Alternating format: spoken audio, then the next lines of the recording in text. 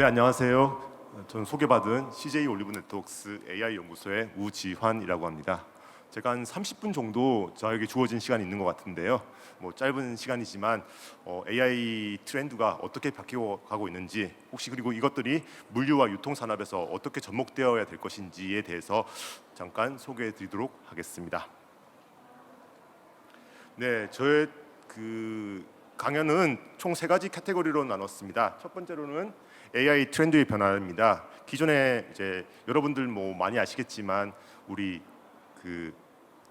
알파고가 등장하면서 이제 일반 대중들도 AI에 대해서 관심을 가지게 되었고요.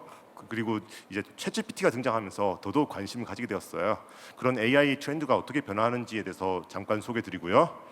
이 AI 트렌드에 바꿔서 소비자들의 트렌드도 어떻게 변화하는지 이 부분에 대해서 소개를 드리고, 마지막으로는 여러분들이 관심이 있는 물류와 유통 산업에서 AI 적용을 한 케이스를 몇 가지 소개드리면서 마무리하도록 하겠습니다. 우선 짧은 강연이지만 제 소개를 잠깐 드리면, 저는 물류와 유통에 대해서 잘 아는 여러분들처럼 전문가는 아닙니다. 저는 한 20년 정도 AI 관련된 연구를 해왔고요. 사실 첫 시작은 제조업에서 어떻게 하면 AI를 활용해서 핸드폰이라든지 텔레비전에 좀 적용시킬 수 있을지에 대해서 고민하다가 AI 기술이 다양한 산업에 적용될 수 있다는 사실을 깨닫고, 금융이라든지 혹은 엔터테인먼트, 물류 이런 쪽에서 AI를 적용시키고 싶어서 지금 현재 CJ 올리브 네트워크스 AI 연구소에서 이런 다양한 산업에 AI를 적용하는 일을 하고 있습니다. 네, 그럼 처음으로는 AI 트렌드의 변화에 대해서 설명하도록 하겠습니다. AI 이야기를 하기 전에 저희 예전 신문 광고 하나 보고 시작하실까요? 지금으로부터 아주 먼 일은 아니에요. 한 20년, 30년 전 기사입니다. 보시면 아시겠지만 이제 컴퓨터를 모르면 승진이 안 된다고 아이가 걱정하는 걸 아빠한테 한 것이 이제 이 광고로 나올 정도였고, 광고가 아니라 보시면 컴퓨터를 모르면 승진을 할 수 없다, 생각하지 마라. 공무원 사회에서도 컴퓨터를 이제 사용할 수 없으면 승진은 꿈도 꿀 수 없다라는 기사들이 막 컴퓨터의 등장으로 인해서 막 나타나기 시작했어요.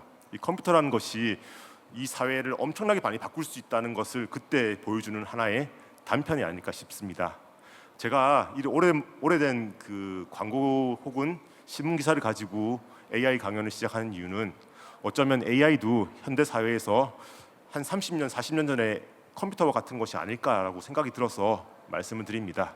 지금 여러분들 주변을 둘러보셔도 나이 많으신 분들도 컴퓨터 혹은 스마트폰에 익숙하지 않으신 분들이 없을 거라고 저는 생각이 듭니다. 다들 본인들의 생활에서 컴퓨터라든지 스마트폰들을 활용하고 있는데, AI도 어느 순간 이렇게 우리에게 다가왔고요. 이 AI의 정확한 원리를 아실 필요는 없지만 이걸 제대로 활용하지 못하시면 승진뿐만 아니라 여러분들의 사업을 하시는데 불편함이 있을 거라고 저는 생각이 듭니다.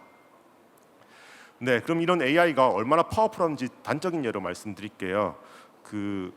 우리가 위인전에서 많이 읽었던 알렉산더 그레이엄 벨이 전화기를 처음 발명하고 나서 이 전화기가 전 세계 5천만 명의 유저를 모으는데 걸린 시간이 75년입니다. 75년을 그때 태어난 아이가 75살이 되었어야 5천만 명이 이제 네트워크가 생겨서 전화를 사용할 수가 있게 되었죠. 근데 이 기술이 앞으로 발전함에 따라서 이 주기들이 짧아지고 있습니다. 라디오, 텔레비전 혹은 인터넷 같은 것들이 새로운 기술들이 등장하면서 5천만 명이라의 유저들을 모으는 시간들이 점점 줄어들게 되었고요. 불과 재작년이죠. 2022년 11월 달에 발표된 챗GPT 같은 경우에는 5천 명의 유저를 모으는데 단 2달밖에 걸리지 않았습니다. 엄청나게 기술의 가속도가 빨리 붙었고, 이런 가속도가 붙은 기술의 발전으로 일부는 스트레스를 받는 경우도 있다고 합니다. 그래서 테크노 스트레스라는 말도 등장했는데요. 중요한 것은 여기서 스트레스를 받자는 것이 아니라 이렇게 기술의 가속도가 빠르게 변화하고 있기 때문에 어떤 산업이든지 이런 기술들을 제대로 채택하지 못한다면 뒤처질 수밖에 없다는 것을 보여주는 하나의 예가 아닐까 싶습니다. 네, 그러면 앞에서 광고라든지 이런 기술에 대한 스트레스 얘기를 했는데요. 이제 본격적으로 AI 관련된 이야기를 진행해 보도록 하겠습니다. 사실 AI의 트렌드의 변화가 가장 큰 것은 챗GPT라고 여러분들 많이 알고 계신 생성형 AI의 등장입니다. 이제 기술이 앞서서 말씀드렸듯이 기술이 그 사회를 변화시키고 또 그 사회가 또 기술을 또 변화하는데 큰 역할을 주는 이런 그런 회전 형태가 되는데요. 기존에 보시면 여러분들이 아시는 AI는 다음과 같습니다. 자율주행 자동차에서 장애물이 무엇인지, 도로를 주행하는 자동차가 무엇인지, 혹은 보행자가 무엇인지, 아니면 뭐 도로에 있는 표시판이 무엇인지를 식별하는 AI가 중요했습니다. 그래서 뭐 사진이라든지 영상 속에서 어떤 물체가 정확하게 있는지를 알아내는 것이 중요했고, 이것들이 뭐 스마트폰이라든지 뭐 아니면 뭐 다양한 기계들에 적용이 되면서 새로운 뭐 상품 검색이라든지 이런 것들을 활용할 수가 있게 되었습니다. 그런데 이제 이런 식별형 AI에서 챗GPT 등장으로 인해서 AI 트렌드가 한번 크게 바뀌었습니다. 바로 생성형 AI의 등장이죠. 이제 주어진 데이터에서 무엇이 있는지를 식별하는 것이 아니라 AI 스스로가 사람들이 요청하는 형태의 글, 그림, 혹은 뭐 음악 같은 소리, 노래, 다양한 것들을 만들어내는 트렌드로 바뀌어 나가고 있습니다. 그럼 이런 기존의 식별형 AI에서 생성형 AI로의 변화가 왜 중요한지 살펴보겠습니다. 식별형 AI 같은 경우는 제가 말씀드렸듯이 사전에 어떻게 정해진 규칙에 따라서 이제 주어진 태스크에 따라서 AI가 그 일을 하는 겁니다. 그렇기 때문에 사람보다 빠르게 또 정확하게 일을 할 수가 있겠죠. 하지만 생성형 AI는 그런 기존에 정해진 것이 아니라 사람들이 원하는 새로운 일들을, 뭔가 새로운 작품들을 만들어내는 것이라고 볼 수 있겠습니다. 그러다 보니까 기존에는 좀 단순한 문제를 빠르게 해결하는데 AI가 잘 사용되었다면, 이제는 AI가 좀 더 창의스러운 문제를 해결하는데 활용될 수가 있는 겁니다. 여러분들 오시면 여기서 로봇이 많이 돌아다니는 걸 볼 수가 있을 텐데요. 딱 로봇이 하는 것이 식별형 AI의 하나의 큰 예가 아닐까 싶습니다. 여러분들이 앞에 있으면 장애물로 인식하고 뭐 피해갈 수도 있고, 이런 부분들이 식별형 AI였는데요. 이제 이 부분에 대한 산업은 충분히 커져 있고, 이제 새롭게 생성형 AI의 등장으로 생성형 AI를 어떻게 활용하는지에 대한 문제들이 중요해지고 있습니다. 그래서 기존의 CCTV라든지 뭐 자율주행 자동차 이런 부분들에서 식별형 AI가 잘 활용되었다면, 생성형 AI는 이미지 생성, 음성 생성, 자연어 처리 등을 활용해서 이제 새로운 산업들이 만들어진다고 볼 수가 있습니다. 네, 근데 이 생성형 AI의 등장에 가장 큰 촉진제가 되었던 것이 바로 여러분들 다 아시겠지만 챗GPT입니다.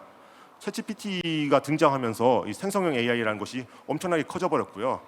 사실 이 챗GPT가 얼마나 대단한 건지 말씀드리는 가장 큰 하나의 예는 구글의 코드레드 발령입니다. 구글 같은 경우가 이제 뭐 우리나라도 북한에서 미사일 쏘고 나면 뭐 진돗개 같은 것들을 발령하는데, 구글에서 경쟁사에서 엄청나게 큰 자기 회사를 어떤 산업을 침해할 위험성이 아주 큰 그런 제품이 나올 때마다 그 코드레드라는 걸 발령하는데, 이걸 발령할 일이 거의 없었어요. 근데 챗GPT가 등장하면서 코드레드라는 걸 발령하고, 어설프게 챗GPT를 대응하기 위해서 바드라는 모델을 만들었다가 이 바드가 오류가 있다 보니까 하루아침에 126조라는 커다란 그런 시가총액이 증발할 정도로, 이 정도로 엄청나게 큰 파급력이 있는 기술이라고 볼 수가 있습니다.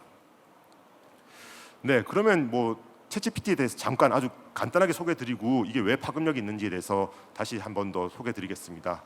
앞서 소개드렸듯이 뭐 구글에서 126조의 어떤 시가총액을 증발시키는 엄청나게 거대한 AI라고 생각하시는데, 이 AI가 하는 일은 단순합니다. 엄청나게 단순한데요. 여러분들 우리 초등학교 3학년 때로 한번 되돌아가 보시면 좋겠습니다. 그때 있는 문제를 하나 제가 들고 왔는데요.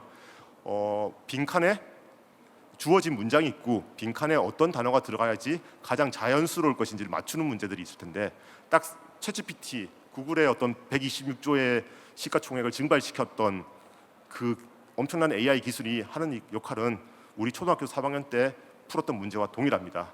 다음 문장이 주어지고 다음 단어가 어떤 것이 나와야지 가장 자연스러운지를 맞추는 것들이죠. 이런 것들을 하다 보면 창발 현상이라는 게 생겨납니다. 창발이란 것이 어떤 의미냐면, 우리가 왜 그런지 모르겠지만 어느 순간 뭔가 깨닫게 되는 것을 창발 현상이라고 부르는데요. 이렇게 AI 모델을 학습시키다 보면 어느 순간 이 모델들이 엄청나게 강력해지면서 다양한 역할들을 할 수 있게 된다는 것이 창발 현상의 하나의 예라고 볼 수가 있습니다. 네, 그래서 이런 챗GPT가 등장하면서 막 파라미터 수, 우리로 치면 뭐 학습을 할 수 있는 그런 능력의 수가 엄청나게 증가하게 되면서 이제 그 생성형 AI가 할 수 있는 일도 많아지고 또 정확도라든지 그런 것들이 높아진다고 볼 수가 있습니다. 그럼 이런 기존에 이제 챗GPT는 여러분들 뭐 질문하시고 답을 주는 형태라고 생각하실 텐데요. 이게 얼마나 더 발전되었는지 말씀드리도록 하겠습니다. 이제는 텍스트뿐만 아니라 이미지라든지 사운드 등에서도 사운드를 입력해서 그 입력을 AI가 스스로 알아듣고 문제를 해결한다고 보시면 되겠는데요. 여기 보시면 아시다시피 왼쪽에는 어떤 그래프를 해석하는 문제가 있습니다. 이 문제가 무엇인지 그래프 사진만 주어준다면 챗GPT가 스스로 이 그림인 그래프를 이해하고 문제를 해결하는 능력까지 볼 수가 있고요. 오른쪽에도 여러분들 보시면 되게 복잡한 어떤 역학 문제가 있습니다. 이런 문제들도 이미지만으로도 챗GPT AI가 스스로 생성형 AI가 스스로 문제를 이해해서 답을 생성해낸다라고 보시면 되겠습니다. 네, 이렇게 문제를 푸는 것뿐만 아니라 좀 더 논리적인 추론도 가능합니다. 여러분들 이 왼쪽 그림 한번 봐주실래요? 아주 자연스럽고 잘 찍힌 그림이에요. 뉴욕의 거리를 바탕으로 뉴욕에 있는 택시가 있고요. 사진 자체는 문제가 없습니다. 근데 여러분 사진을 봤을 때 좀 이상한 거 있지 않나요? 보면 그 어떤 우리 세탁소에서 일하시는 분이 자동차 뒤에 앉아가지고 다리미질을 하고 있어요. 이런 사진은 분명히 찍을 수는 있죠. 하지만 우리 사회에서 이것들을 잘 일어나지 않는 일인 거죠. 이제 챗GPT가 생성형 AI는 이런 자연스러운 사진을 보고도 뭔가 사람 사회에서 일어나지 않을 것 같은 뭔가 좀 논리적이지 않은 일들을 스스로 찾아낼 수가 있고요. 오른쪽 사진을 보시면 엄청나게 큰 풍선에 줄이 하나 매달려 있고 그리고 밑에 뭐 그 풍선이 날아가지 못하도록 막아놓은 그런 무게가 있는 추가 있습니다. 그래서 챗GPT한테 물어보는 거죠. 만약에 우리가 저 줄을 잘라버리면 어떤 일이 일어날지 예측해 줄래? 했을 때 챗GPT가 대답을 합니다. Fly away, 날아가 버린다고. 그러니까 이거는 어떤 숫자를 이해하고 이런 것이 아니라 이제 문맥을 이해하고 그리고 컨텍스트를 이해하고 또 뭔가 비논리적인 현상들을 찾아내고 그런 것까지 생성형 AI의 기술이 발전하고 있다고 보시면 되겠습니다. 네, 그래서 이제 웹사이트 만드는 일도 어쩌면 금방 사라질 거예요. 한때는 웹 만들고 하는 것들이 되게 팬시하고 엄청나게 고급 기술이었는데 이제는 노트에다가 여러분이 원하시는 웹을 디자인하신 다음에 챗GPT한테 혹은 생성형 AI에게 이걸 만들어줘 하면 아주 빠르게 웹을 만들어서 구현까지 할 수 있는 소스 코드를 생산하는 역할도 할 수가 있습니다. 네, 그럼 이렇게 파워풀한 생성형 AI 기술을 가지고 과연 소비자 트렌드는 어떻게 변화되고 있는지를 잠깐 살펴보도록 하겠습니다.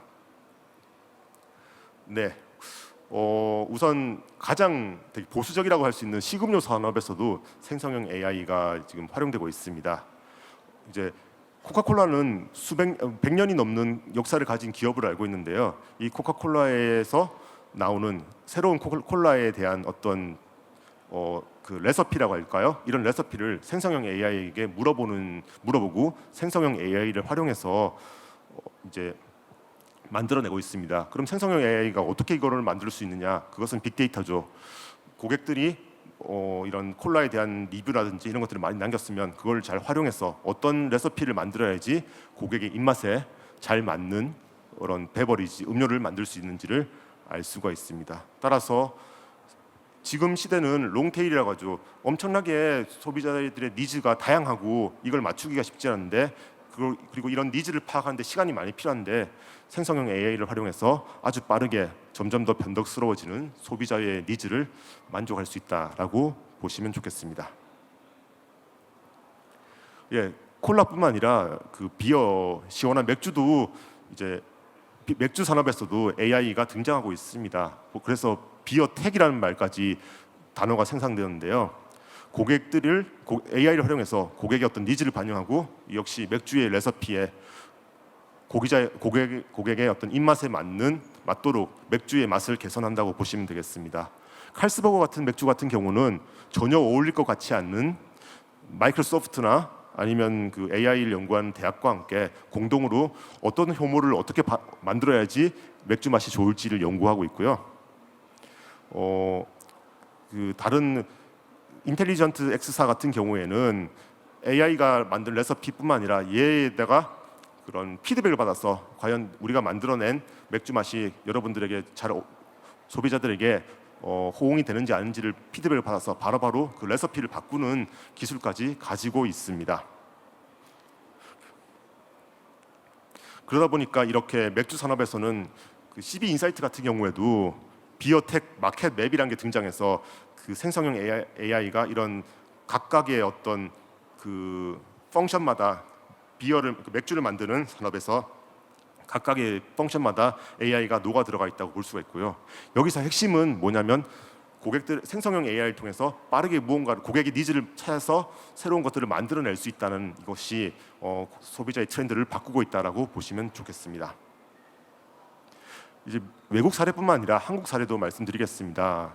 여러분들은 뭐 아수겁이라고도 들릴 텐데 예전에 챗GPT가 등장하면서 우리 카카오톡에다가 빠르게 그런 챗GPT 같은 기능을 장착한 그 업스테이지사의 에스컵, 아수겁이 있는데요. 이 아수겁을 활용해서 레몬 스파클 하이볼 시장에 제품이 나왔습니다. GS25의 어떤 리테일 기능과 그리고 이런 인공지능이 결합이 되었어요. 그래서 이 레시피뿐만 아니라 이 브랜드 혹은 이름들 아니면 마케팅 방법 이런 것들을 생성형 AI를 활용해서 만들어내다 보니까 기존에 몇 년씩 걸리는 어떤 이런 매뉴팩처링 R&D의 어떤 기간들이 아주 짧은 시간에 빠르게 만들어낼 수 있다는 장점이 있다고 보시면 좋겠습니다. 그리고 또 재밌는 것은 여기 뭐 맥주 캔이라든지 이런 그런 광고를 보시면 아시겠지만 뭔가 AI가 했다고 하면 우선 맛을 떠나서 뭔가 좀 새롭고 신선하고 뭔가 색다를 것이라는 것이 소비자들의 어떤 그런 감성을 터치할 수 있기 때문에 이런 부분도 무시할 수가 없다고 보시면 되겠습니다. 네, 그러면 조금 더 나아가서 월마트 사례를 보여드리겠습니다. 올해 1월에 있었던 라스베가스에 있었던 CES에서 기조 연설을 했던 여러 컴퍼니의 대표들 중 한 분이 월마트 대표였습니다. 월마트라면 전통적인 물류나 이런 유통 산업에 있는 오래된 회사인데요. 이런 회사와 그 소비자 가전이라는 CES와는 어울릴 것 같지 않지만 이제 AI라는 접점이 생기면서부터 물류나 유통에서도 AI가 적용되면서 그 월마트의 대표가 CES에 와서 소개를 할 정도가 되었습니다. 보시면 이제 개별 아이템들 여러분들 직접 장을 보시려면 미리 어떤 것을 사야 될지 품목을 정해놓고 그것을 일일이 찾아가면서 구매를 하셨을 겁니다. 그런데 혹시 그 와중에서도 뭐 까먹거나 혹은 미처 생각하지 못했던 부분들은 살 수가 없었던 거죠. 그런데 이제 월마트는 생성형 AI를 활용해서 특정 상황에 대해서 입력만 하면 됩니다. 친구들하고 슈퍼볼을 미국에서 제일 큰 행사인 슈퍼볼을 보면서 파티를 한다고 입력을 하면 이때 필요한 것들을 다 소개하는 거예요. 가장 가깝게는 뭐 스낵이라든지 음료, 뭐 음식 이런 것들을 소개하고 더 나아가서는 좀 더 슈퍼볼을 생동감 있게 볼 수 있게 하기 위해서 텔레비전까지 쇼핑을 해라고 추천할 수 있게 되는 거죠. 그러면 이제 개별 아이템을 일일이 나열할 필요 없이 특정 상황에 맞게 여러분들은 생성형 AI가 상품 목록을 자동으로 이제 보여주고 주문 혹은 배송까지 빠르게 할 수 있기 때문에 이런 부분들이 물류와 유통 산업을 바꾸어 나간다고 보실 수 있겠습니다. 네, 월마트에 비슷한 샘스 클럽 스캔 앤 고 서비스도 소개드리겠습니다. 뭐 아마존에서도 이미 무인 매장을 하고는 있습니다만 샘스 클럽 같은 경우는 이제 스캔 앤 고가 좀 더 기존에는 당연히 스캔만 하고 물건을 스캔하고 하면 스캔만 하면 결제까지 되어서 이제 카트에 담아서 나갈 때 이제 그 사람들이 과연 이분들이 결제를 잘 하고 나갔는지 아닌지를 체크했었습니다. 구매 내역을 감시했는데 이제 시대가 바뀌어서 자동적으로 이 카메라와 AI를 활용해서 카메라가 그 카트에 담긴 물품과 고객이 영수증에서 지불했던 금액이 과연 일치하는지 아닌지를 스스로 판단해서 진행하고 있습니다. 따라서 기존에 사람이 하던 시간들을 훨씬 더 줄여줄 수 있고요. 또 더 빠르고 정확하게 할 수 있도록 물류 산업이 바뀌고 있다고 보시면 좋겠습니다. 네, 인홈 리플리니시먼트 소개를 하도록 하겠습니다. 미국에는 좀 재밌더라고요. 저도 미국에서 1년 정도 방문 연구원을 있었는데 우리 같은 경우에는 자기 집에 새로운 택배 기사가 들어와서 물건을 채워준다는 걸 되게 허용할 수는 없을 텐데 미국 같은 경우에는 좀 그런 것들이 허용되는 문화를 가지고 있고 우리도 어쩌면 그렇게 바뀌어 나갈 수도 있지 않을까 생각하고 있습니다.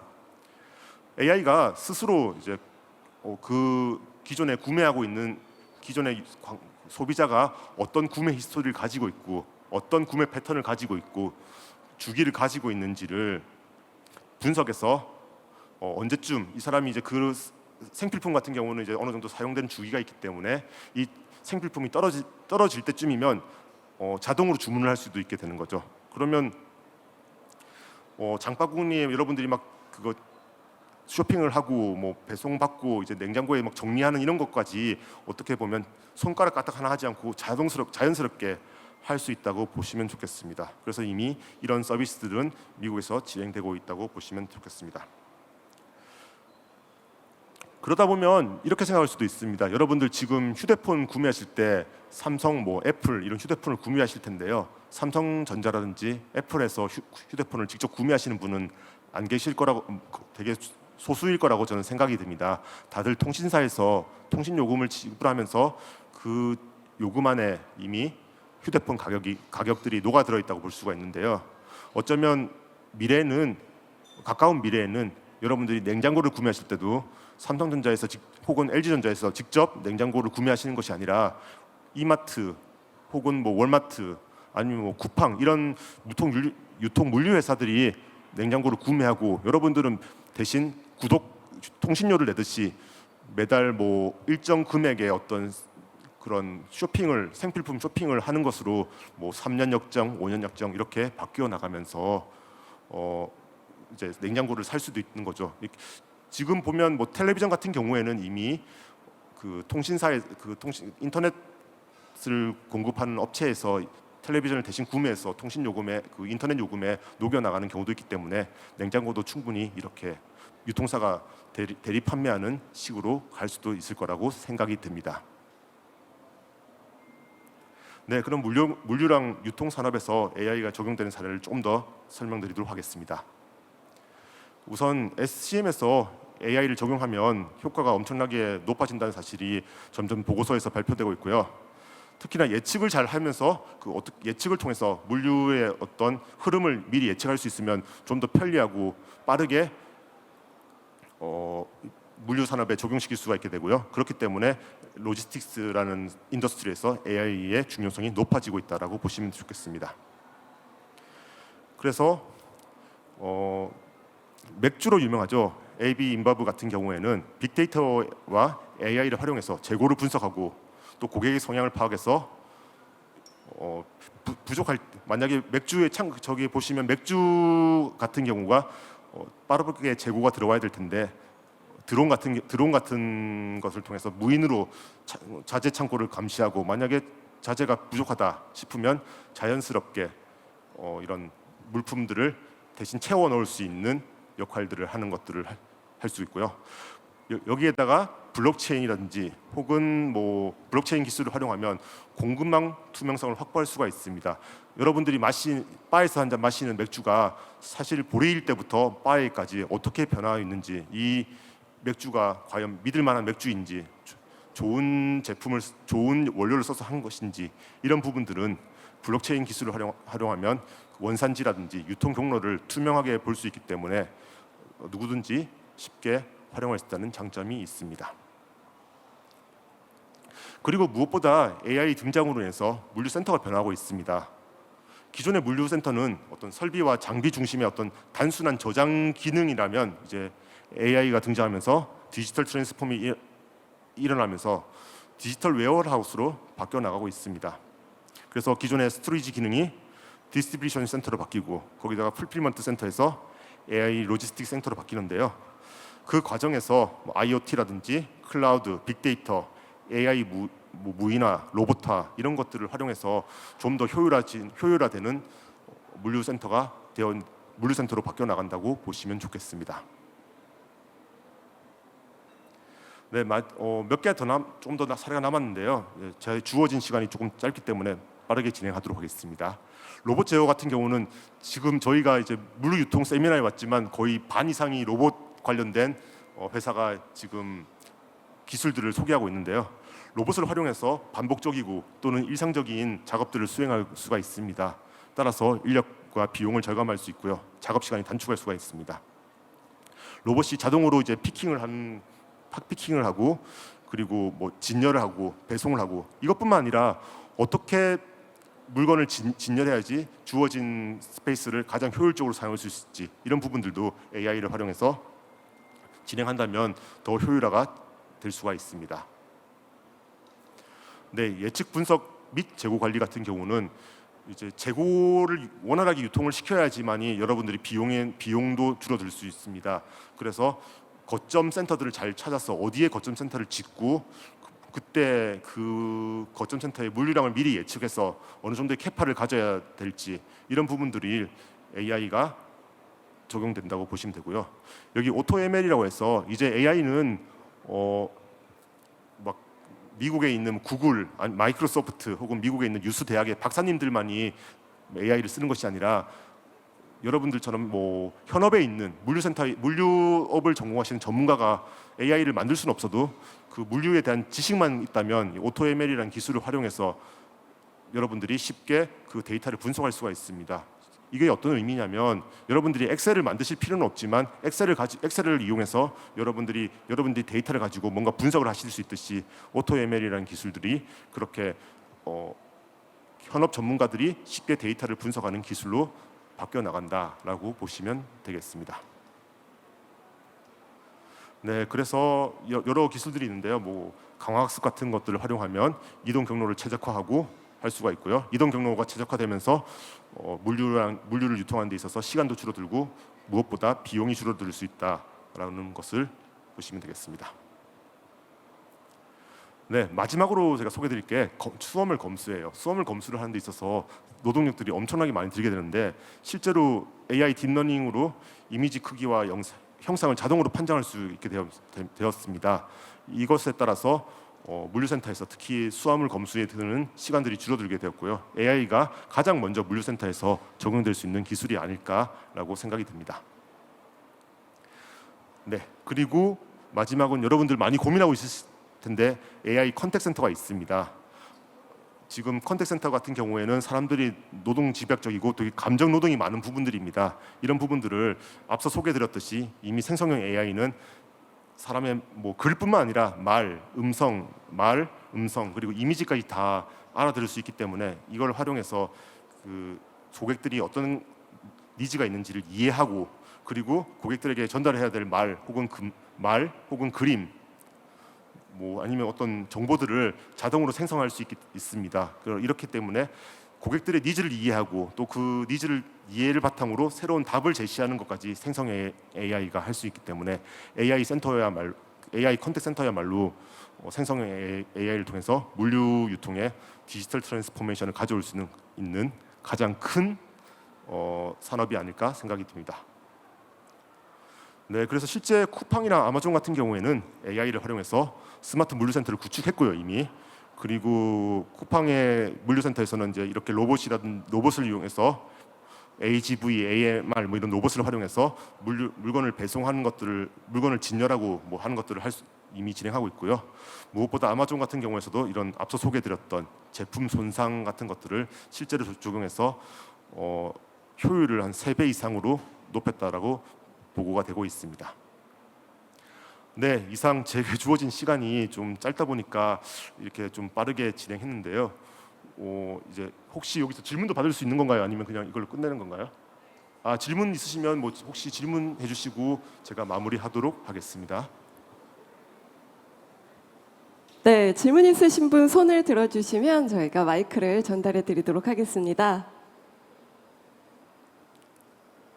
네, 이렇게 많은 분께서 굉장히 열심히 들어주셨는데요. 네, 질문 없으실까요? 네, 마이크 전달해 주시기 바랍니다. 네, 간단한 자기소개와 함께 질문해 주시면 되겠습니다. 강의 세미나 잘 들었습니다. 저는 현재 이랜드 리테일에서 팩토리 아울렛 영업 담당하고 있는 강신보라고 하고요. 아까 말씀하신 것처럼 현업에서 지금 옆에 스마트 테크 전시를 봤을 때 AI 기반 컨택트 센터 관련한 사업을 하는 기업들이 되게 많더라고요. 그러면 이제 저희 같이 유통이나 리테일하는 회사에서 가장 빠르게 저희가 활용할 수 있는 그런 현 AI 기술이 이러한 콘택트 센터 말고 또 어떤 것들이 현재 있는지.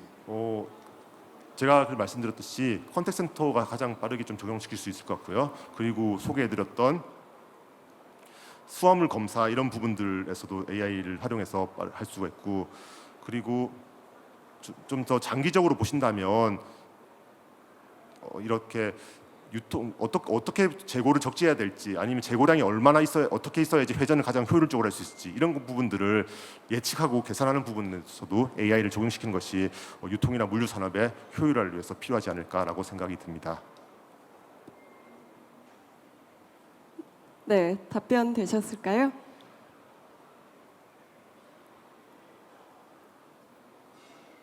네, 그럼 저희 한 분만 더 질문을 받아보도록 하겠습니다. 네, 마이크 전달해 드리겠습니다. 네, 저는 커머스 업계에 종사하고 있는 사람입니다. 최근에 그 한국에서도 이제 C커머스라고 하는 이제 중국 업체들이 계속 이제 들어오고 있는데, 비단 저희뿐만 아니라 이제 유럽 국가나 기타 지역에서도 그 중국의 저가 이 수화물 형태의 제품들로 인해서 굉장히 시장의 변동성이 크게 일어나고 있거든요. 그런데 오는 제품들이 이 관세 혜택을 받을 뿐더러 안에 있는 제품과 그다음에 HS 코드 이런 것들이 사실 이제 매칭이 안 돼서 이제 그 제품의 품질이나 상품의 유형에 대한 문제들이 계속 대두가 되고 있습니다. 혹시 이런 크로스보더의 그 역외 거래에 있어서 AI를 활용해서 조금 더 검수하고 그걸 효율화할 수 있는 방법들이 지금 연구되고 있거나 혹시 그 대안으로 가능할까요? 되게 중요한 질문이신 것 같은데, 아쉽게도 현재는 저희가 그것까지는 저희는 고민 안 하지만 어딘가 고민하고 있을 수도 있을 것 같지만, 저희도 회사인 기업인지라 경쟁사라든지 다른 곳을 모니터링하고 있는데, 꾸준히 모니터링하고 있는데, 그런 기술들을 고민하고 있는 것들은 아직은 본 적은 없습니다. 차라리 그런 것들을 하나의 어떤 비즈니스 기회로 해보시는 것도 나쁘지 않을 것 같고요. 현재 가지고 있는 비전의 카메라 기반의 어떤 비전 기술 혹은 어떤 코드를 이제 상품 코드를 좀 잘 파악할 생성형 AI를 활용해서 잘 파악할 수 있는 기술들이 있습니다. 이런 것들을 활용하면 그런 수화물 검수 등등을 할 수 있지 않을까 생각이 듭니다.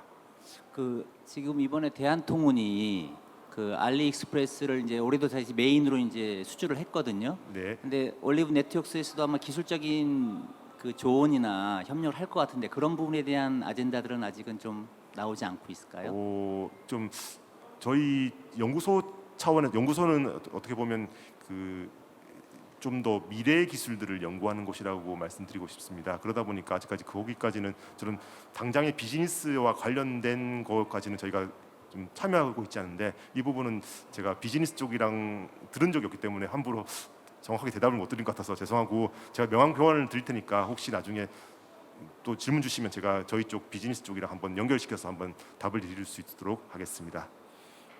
네, 이렇게 해서 짧게 저희가 질의응답 시간을 잠시 가져봤습니다.